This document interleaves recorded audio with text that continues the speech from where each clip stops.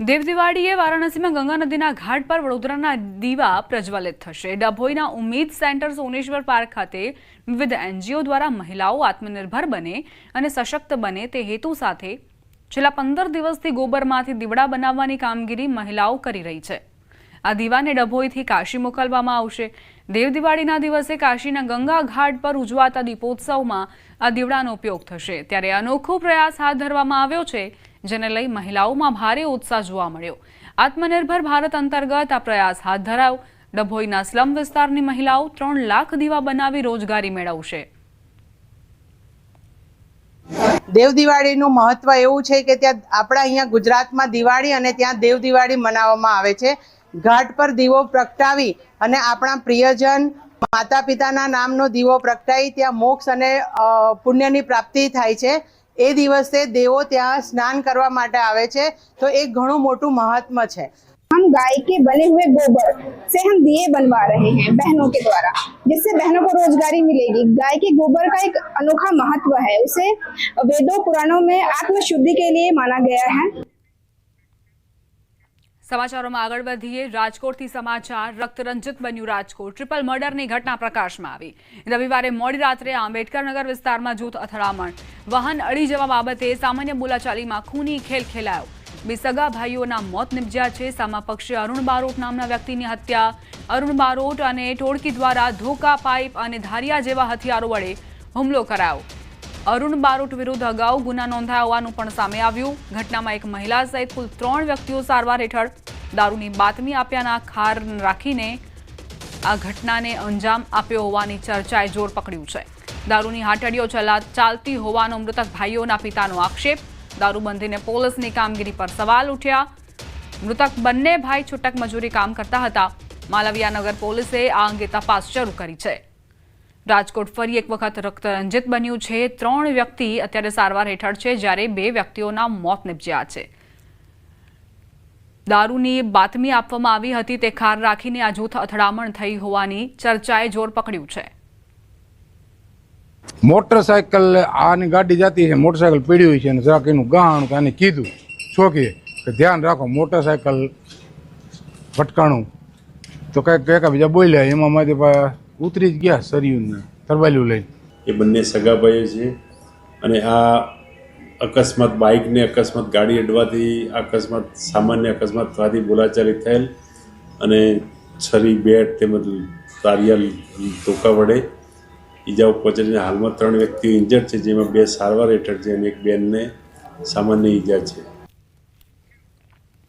સંવાદદાતા અંકિત જોડાઈ ગયા છે વધુ જાણકારી સાથે। અંકિત, શું ઘટનાક્રમ હતો? કેટલા વ્યક્તિના મોત થયા છે? કેટલા સારવાર હેઠળ? દીપા, ખાસ કરીને વાત કરવામાં આવે તો તહેવાર સમયે જ રાજકોટ જાણે કે રક્તરંજિત બની ચૂક્યું હોય અને અસામાજિક તત્વોને જાણે કે પોલીસનો ખોફ ન હોય તે પ્રકારે ગઈકાલે મોડી રાત્રે ટ્રિપલ મર્ડરની ઘટના છે તે સામે આવી છે। સમગ્ર મામલે જો વાત કરવામાં આવે તો રાજકોટમાં રવિવારે મોડી રાત્રે આંબેડકર નગર વિસ્તારમાં જૂથ અથડામણ થઈ હોવાનું સામે આવ્યું છે।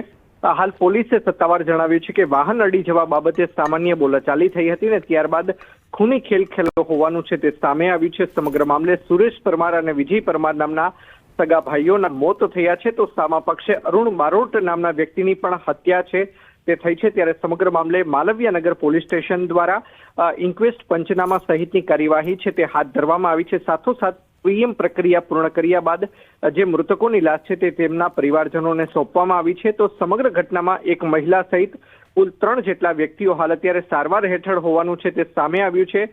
પરમાર ભાઈઓ દ્વારા ભાઈઓની હત્યા દારૂની બાતમી આપ્યાના આધારે કરી હોવાની હાલ અત્યારે ચર્ચા છે તે જોવા મળી રહી છે। જો કે સત્તાવાર હજુ પોલીસ ફરિયાદ નથી નોંધાઈ, ત્યારે પોલીસ ફરિયાદની અંદર બંને પક્ષો દ્વારા શું કારણ જણાવવામાં આવે છે તે જોવું અતિ મહત્વનું બની રહેશે। હાલ ચર્ચા એવી પણ ઉઠી રહી છે કે શું પોલીસની ઢીલી કામગીરીના કારણે 2 ભાઈઓના મોત થયા છે કે કેમ। સુરેશ પરમાર અને વિજય પરમારની વાત કરવામાં તો બંને ભાઈઓ છે તે છૂટક મજૂરી કામકાજ કરી પોતાનું તેમજ પોતાના પરિવારજનોનું ગુજરાન ચલાવતા હોવાનું છે તે પણ સામે આવ્યું છે।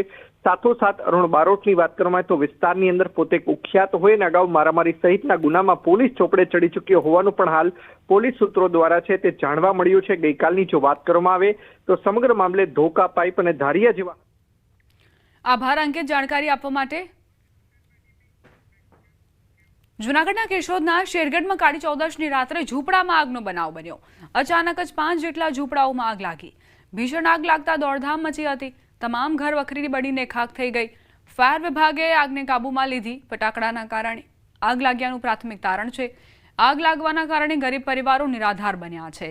તહેવારોના સમયે ઝૂંપડા અને ઘર વખરી લોકોએ ગુમાવી છે.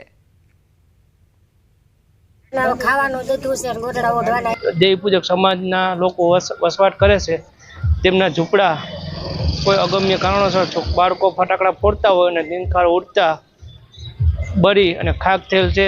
તેમાં એની તમામ ઘરવખરી અમે બધા ગામ લોકો ભેગા થઈ મળી અને એ લોકોનો જીવ બચાવેલ છે. કોઈ જાનહાની થયેલ નથી.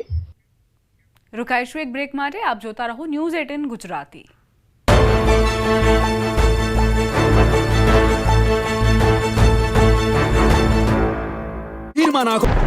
એક નહીં બે વાવાઝોડા. ગુજરાત નજીક બંને દિશાઓમાં વાવાઝોડા. અરબ સાગર બાદ પશ્ચિમ બંગાળમાં સિસ્ટમ. પશ્ચિમ બંગાળની સિસ્ટમથી ભારે વાવાઝોડું ફૂંકાઈ શકે.